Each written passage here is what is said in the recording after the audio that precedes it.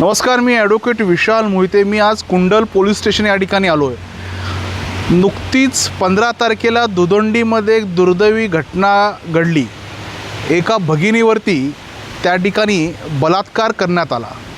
15 वर्षाची ती भगिनी, तिच्यावरती गावातल्याच एका युवकाने बलात्कार केल्यामुळे त्याच्यावरती कुंडल पोलीस स्टेशनमध्ये ते पोक्सो अंतर्गत गुन्हा नोंद आहे.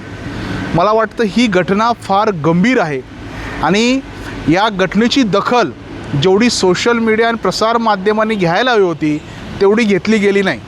याचं कारण म्हणजे मी आत्ताच दुदंडीमध्ये त्या सुतार परिवाराला भेटून आलो. सुतार परिवाराची आर्थिक क्षमता काहीच नसल्यामुळे, अगदी त्यांना राहायला घर नसल्यामुळे कदाचित या गुन्ह्याला एवढं मोठं स्वरूप आलं नाही. पण गुन्हा असतो, मग तो छोटा असो या मोठा असतो. श्रीमंत गरीब असा भेदभाव करत नाही. त्यात ही जी घटना घडलेली आहे ती अतिशय निंदनीय आहे. या घटनेचा जाब विचारण्यासाठी विश्वकर्मा समाजाची आम्ही सगळे या ठिकाणी कुंडल पोलीस स्टेशनला आलो आहोत. या ठिकाणी जो आरोपी आहे त्याला न्यायालयात नेलेलं आहे, त्याला पोलीस कोठडीही मिळालेली आहे.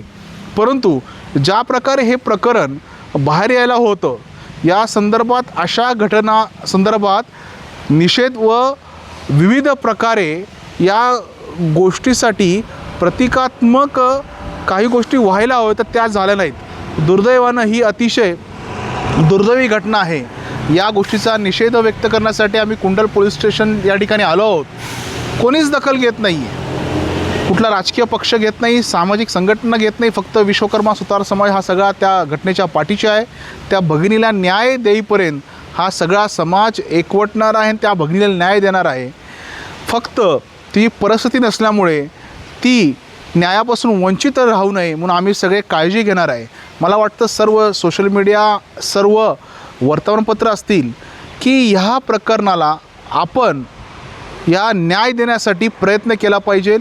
योग्य ती पोलीस कारवाई करत आहे, परंतु आरोपी कायद्याच्या कचाट्यात सुटू नये यासाठी जी काही कारवाई ती व्यवस्थित होण्यासाठी आपण समाजाचा चौथा स्तंभ म्हणून त्या ठिकाणी उपस्थित राहणं गरजेचं आहे.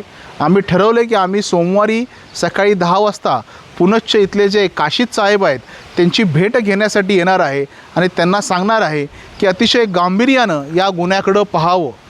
मला वाटतं या भागातले आमदार असतील त्यांचंही एक काम आहे की अशा घटनाला प्रतिबंध करण्यासाठी, आळा घालण्यासाठी त्यांनीही यामध्ये स्वतः जातीनं लक्ष घालावं.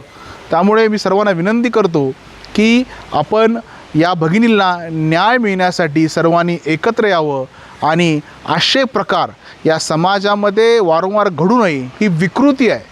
पोक्सोसारखा कायदा अतिशय सक्षम आहे, तर या विकृतीला आळा घालण्यासाठी आपण सगळ्यांनी सोमवारी 10 वाजता या ठिकाणी यावं. एवढं बोलतो, थांबतो. धन्यवाद.